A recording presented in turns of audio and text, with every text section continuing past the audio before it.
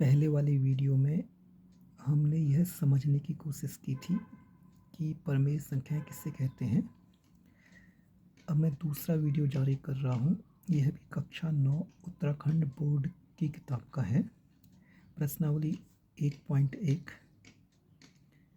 और प्रश्न है 3 और 4 के बीच में 6 परमेय संख्याएं ज्ञात करनी है। ठीक है,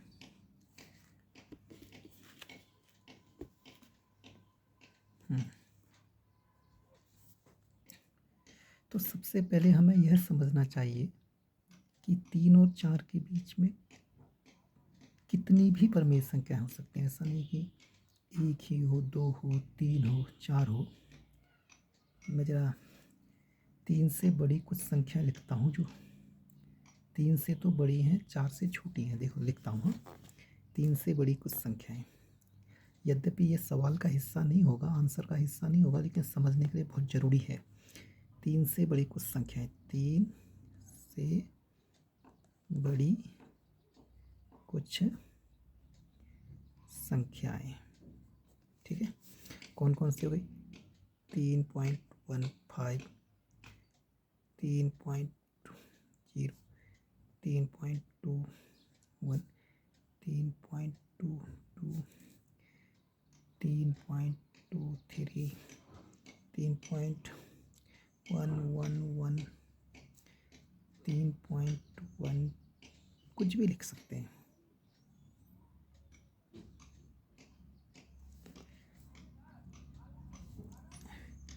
मेरे कहने का अर्थ है कि 3 के बाद पॉइंट लगा करके, 3 के बाद पॉइंट लगा करके आप कुछ भी लिखें, अनंत तक लिखते चले जाएं, तो वह 3 से तो बड़ी होगी लेकिन 4 से छोटी ही होगी। मेरे कहने का अर्थ है कि 3 के बाद आप चाहे 2 अंकों लिखो, चाहे 3 अंक लिखो, चाहे 4 अंक लिखो, चाहे 5 अंक लिखो, कितने भी लिख सकते हैं। जैसे 3.1 1 अंक वाला हो गया, 3.11 2 अंक वाला हो गया, 3.111 3 अंक वाला हो गया, 3.1111 4 अंक वाला, कुछ भी लिख सकते हैं। ये सारी की सारी संख्याएं 3 से तो बड़ी हैं लेकिन 4 से छोटी हैं। 4 से छोटी इसलिए है क्योंकि 4 एक पूर्ण संख्या है और पॉइंट से इधर भी पूर्ण संख्या है, तो 3 ये 4 से बड़ी होती, बशर्ते कि 4 यहाँ पर को होता, यहाँ पर 3 है, तो इसका मतलब है ये सारी की सारी संख्याएं और जितनी भी हम चाहे लिख सकते हैं, वो सारी की सारी संख्याएं 3 से तो बड़ी हैं। क्लियर हो गया? 4 से छोटी। दूसरी बात, इसको आप क्या कहते हैं, सवाल का हिस्सा मत, आंसर का हिस्सा मत समझना। मैं एक बात केवल समझाने के लिए कह रहा हूँ। और दूसरी बात यह है कि इस तरह के प्रश्नों के उत्तर किसी भी तरीके से दिए जा सकते हैं। एक तो दशमलव रूप में आंसर दिया जा सकता है, एक भिन्न रूप में भी दिया जा सकता है। तो दशमलव रूप में तो सबसे सरल आंसर है। देखो, दशमलव रूप में, ठीक है। फिर ये कहूँगा कैसे लिखेंगे, 3.1, 3.2, 3.3, ठीक है। फिर 3.4, 3.5, 1 2 3 4 5, कितने निकालें? 6, 3.6। तो मेरे कहने का अर्थ है कि अगर किन्हीं दो संख्याओं के बीच में परमेय संख्याएं ज्ञात करनी हो तो उस समय दशमलव विधि कहीं ज़्यादा सरल पड़ती है, क्योंकि आपको कुछ नहीं करना है। पहली वाली संख्या उठाइए, उसके बाद दशमलव लगाइए, उसके बाद कुछ भी अंक डाल करके संख्याओं का निर्माण कर लीजिए। ये सारी की सारी संख्याएं पहले वाली संख्या से बड़ी होंगी और बाद वाली संख्या से छोटी होंगी। क्लियर? लेकिन हो सकता है कि परीक्षाओं में दूसरी बात यह है कि 3 से 4 के बीच में 6 परमेय संख्याएं अगर आपसे कोई लिखने के लिए कहे तो ज़रूरी नहीं कि इसका आंसर एक ही हो, क्योंकि अनंत परिमेय संख्याएँ होती हैं और सभी विद्यार्थियों के अलग-अलग दिमाग चलते हैं। तो हो सकता है कोई कुछ लिखे, कोई कुछ लिखे। तो यह नहीं, लेकिन दशमलव रूप में आप ऐसा भी लिख सकते हैं, कोई ऐसा भी लिख सकता है 3 पॉइंट, कोई ऐसा भी लिख सकता है। देखो, कोई ऐसा भी लिख सकता है,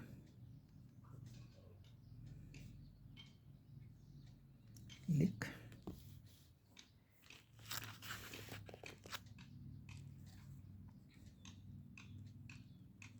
सकता है। कैसे? देखो, 3.15, 3.25, 3.35, 3.45 और 3.55। कितने हो गए? 1 2 3 4 5, ये हो गई। एक और लिख लो, 3.65। तो ये 6 परिमेय संख्या हो गई। तो इसलिए कोई इसका सेट वो नहीं है मेरे कहने। और दूसरी बात ये मैं कहना चाहूँगा, अगर किन्हीं दो पूर्ण संख्याओं के बीच में, दो संख्याओं के बीच में अगर परिमेय संख्याएं ज्ञात करनी हो, तो बेहतर तो यह है कि दशमलव के हिसाब से बनाया जाए, वह बढ़िया रहेगा। लेकिन हो सकता है कि कई लोग कहते हैं कि थोड़ा उसे भिन्न रूप में लिख के लाओ, तब थोड़ी दिक्कत हो सकती है। तो चलो कोई बात नहीं, उसको भी हम भिन्न रूप में, ठीक है। ये तो दशमलव रूप में बना दिया। जो ये हिस्सा है, मैं इसको लिख देता हूँ कि ये जो इतना वाला हिस्सा है, ये ठीक है, इतना वाला हिस्सा ये आंसर का हिस्सा हो सकता है कि 3 और 4 के बीच में 6 परिमेय संख्याओं में ये वाला जो मैंने को इन दो ब्रैकेट्स के बीच में लिखा है, ये आंसर का हिस्सा हो सकता है, ठीक है। अब माना तो आपको भिन्न के रूप में लिखना है, तो आप कैसे लिखेंगे? ठीक है,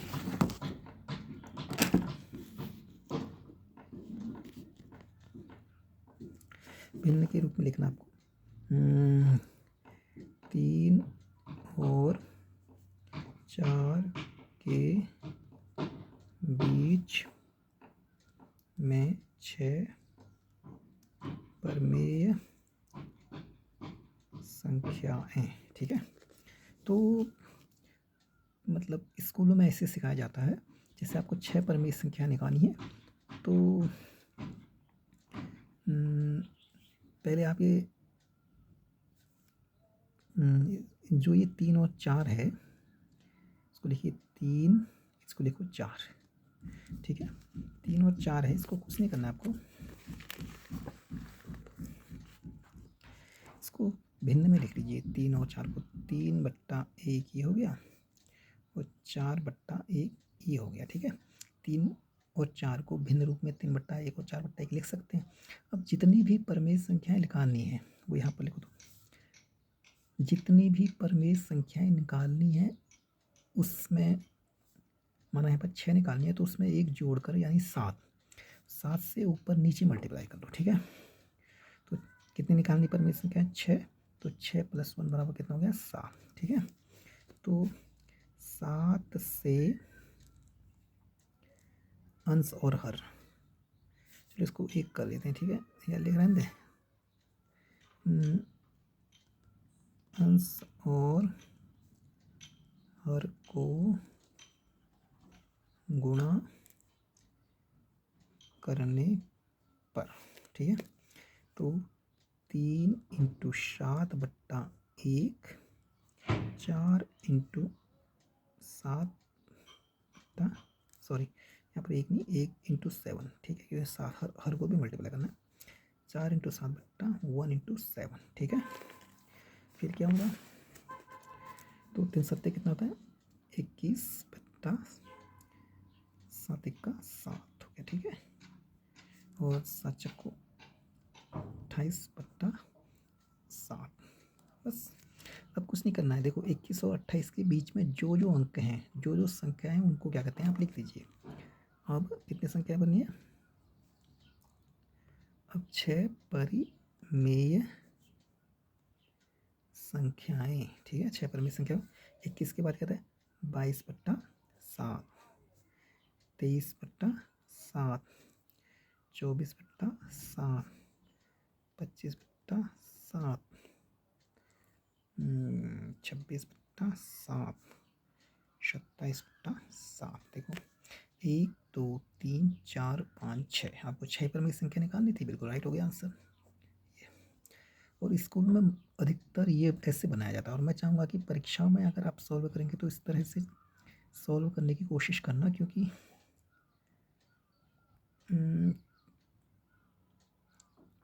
ये मेरे हिसाब से माना सपोज करो स्कूल्स में जो है अधिकतर इस तरह से बताना पसंद करते हैं, जितनी परमिशन क्या है उतना +1, उसके बाद अंश और हर में उसी संख्या से मल्टीप्लाई करो।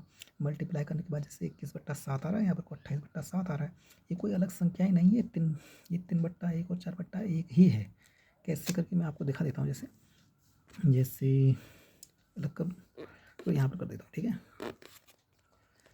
जैसे 21/7 है तो 7×21, ठीक है, और 28/7 है तो 7×28 है ना। तो ये 3 और 4, मुझे कहने का था कि ये दोनों सेम ही चीज़ें हैं, 3 और 4 ही हैं, लेकिन हमने इनको थोड़ा 3 और 4 को थोड़ा परिवर्तित रूप में लिख दिया, जिससे कि हम इनके बीच में परिमित संख्याएं ढूंढ सकें। अब डायरेक्ट 3 और 4 के बीच में परिमित संख्याएं ढूंढने में अगर भिन्न के रूप में परिमित संख्या ढूंढनी पड़ रही है तब तो सरल पड़ रहा है। हम क्या लिख सकते हैं, तो उस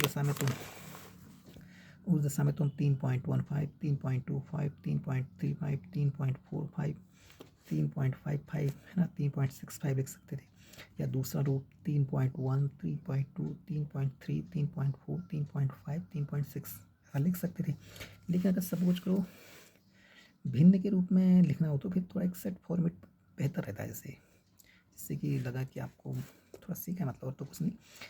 ये चीज़ भी सीखनी चाहिए, ऊपर वाली दशमलव वाली और भिन्न वाली भी सीखनी चाहिए, क्योंकि हमें किसी भी चीज़ का जितना विस्तृत ज्ञान हो उतना ज़्यादा बेहतर होता है। तो 3 और 4 के, अब हमारा सपोज को 3 और 4 के बीच में परिमित संख्या याद करनी है, 6 परिमित संख्या है, तो आपको कुछ नहीं करना है, जो पूर्ण संख्याएं होती हैं उनके नीचे बट्टे में 1-1 लिखना है, ठीक है। 3 और 4 को 3/1, 4/1, ठीक है। उसके बाद क्या करना है, जितनी भी परिमेय संख्याएं ज्ञात करनी हो, इसमें 6 ज्ञात करनी थी, माना किसी में 9 ज्ञात करनी है तो 9+1 लिखेंगे, इसमें 6 था तो 6+1 किया, 7 परिमेय संख्याएं ज्ञात करनी हो तो 7+1 करेंगे, 8 परिमेय संख्याएं ज्ञात करनी हो तो 8+1 करेंगे, ठीक है। तो चूँकि इसमें ये किताब का सवाल है तो हमें उसको सॉल्व करना ज़्यादा बेहतर रहेगा इसमें, तो ठीक हो गया 6 बता। उसके बाद जो हमने 3 और 4 को भिन्न के रूप में 3/1 और 4/1 लिखा था, उसके अंश और हर में 3 और 1 में यहाँ पर को और 4 और 1 यहाँ पर को 7-7 से मल्टीप्लाई करना है, जिससे कि हमें थोड़ी 3 और 1 के अन्य प्रतिरूप भिन्न संख्याएं प्राप्त हो जाए, मतलब समान भिन्न संख्याएं। तो 3 सत्ते कितना हो, 21, 7 1 7, 4 सत्ते 28, 7 1 7, ठीक है। बस उसके बाद बहुत ही सरल हो गया। तो 21 और 28 के बीच में 22, 23, 24, 25, 26, 27, 7 ये वाला, ठीक है, ओके।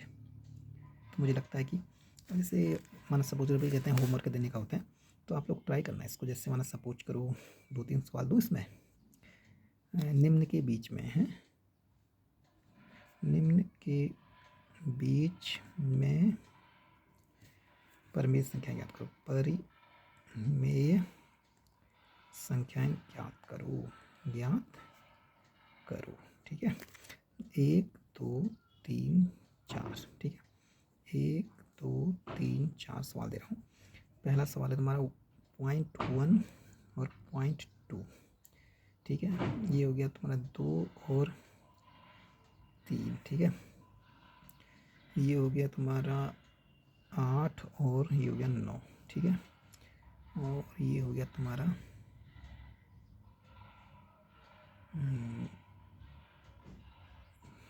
4 और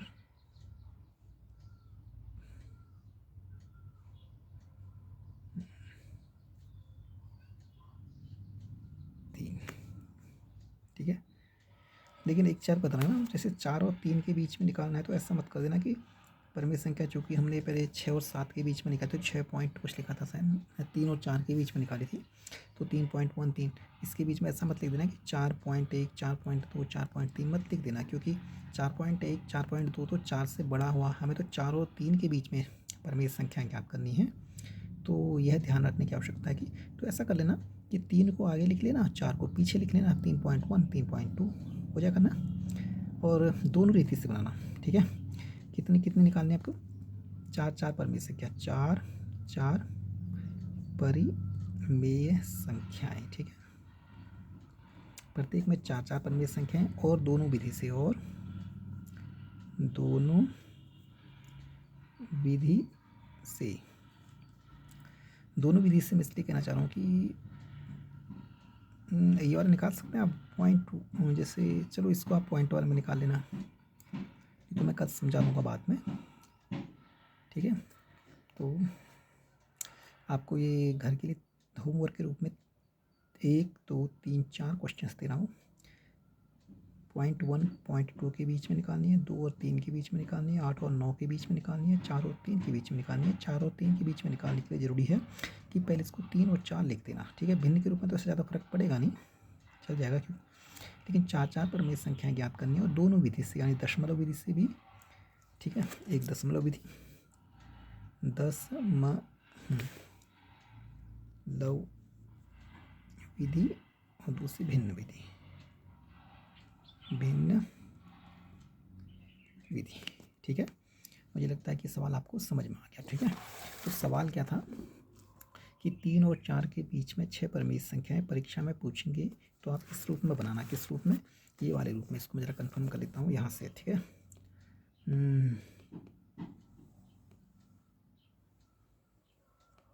ठीक है।